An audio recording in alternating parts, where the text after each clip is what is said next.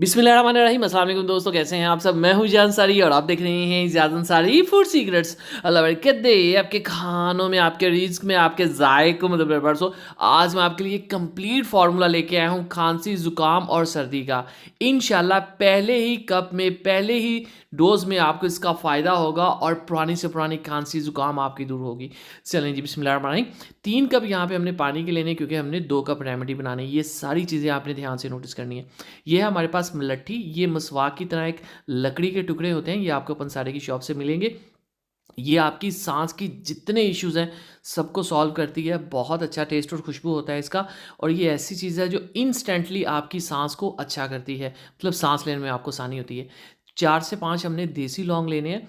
इससे क्या, ये एंटीबैक्टीरियल होते हैं, मतलब आपके गले में, चेस्ट में जो इन्फेक्शन होता है, जो बैक्टीरिया होते हैं, उसको ये मारता है और इसके साथ साथ आपको राहत और सुकून देता है। ठीक है, 5 अदद लौंग लेंगे हम।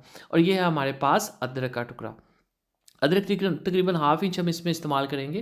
आपकी जो सांस की नालियाँ होती हैं ना, उसके अंदर जो बहुत से मवाद जमा हो जाते हैं, जो सांस लेने में इश्यूज़ करते हैं, उनको ये साफ़ करता है और आपकी सांस बिल्कुल स्मूथ कर देता है। ये हमारे पास ज़ीरा। ठीक है, खांसी के लिए बहुत अहम होता है। आपकी जो नसें होती हैं उसको साफ़ करता है, सर्दी से बचाता है और आपको स्लिम भी करता है। ठीक है, हाफ टी स्पून ही ऐड करेंगे।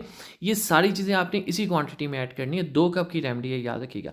अब सबसे अहम चीज़ हमारे पास है 2 जवे लहसुन के। ठीक है, इसको आपने कैसे यूज़ करना है, 2 लहसुन के जवे, इसको आपने कूट के फिर ऐड करना, ताकि इसका जूस अच्छे से मिक्स हो सके। ये भी एंटीबैक्टीरियल होता है, बुखार कम करता है, सर्दी से बचाता है।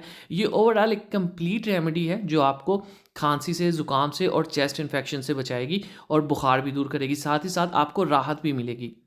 मतलब कि ये पेन किलर का भी काम करेगा कावा। अब एक ख़ास बात जो लोग इसमें गलती कर जाते हैं वो ये होती है कि इस कावे को फ़ौरन से कलर आता है उतार लेते हैं। आपने ऐसा नहीं करना। आपने इसको कम से कम लो टू मीडियम फ्लेम के ऊपर 8 से 10 मिनट पकाना है। ठीक है, इससे इनके जो अच्छे से जूस होता है वो कावे के अंदर शामिल होता है। जल्दबाजी नहीं करनी।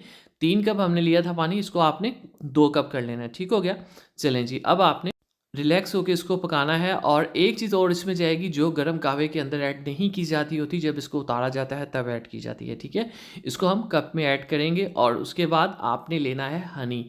ठीक है, 1 चम्मच आपने शहद का इसमें इस्तेमाल करना है। इससे इसका टेस्ट भी अच्छा हो जाएगा और आपको फ़ायदा भी ज़्यादा होगा। इसको दिन में 1 से 2 मरतबा आप ज़रूर इस्तेमाल करें। इंशाल्लाह पुरानी से पुरानी खांसी, चेस्ट इन्फेक्शन और ज़ुकाम आपका ठीक हो जाएगा। ज़रूर इस्तेमाल करें और कमेंट बॉक्स में अपना एक्सपीरियंस भी शेयर किया करें कि आपको इस चीज़ ने कितना फ़ायदा दिया, ताकि दूसरों को फ़ायदा हो। दुआ में रखिए। अगली वीडियो तक अल्लाह हाफ़िज़।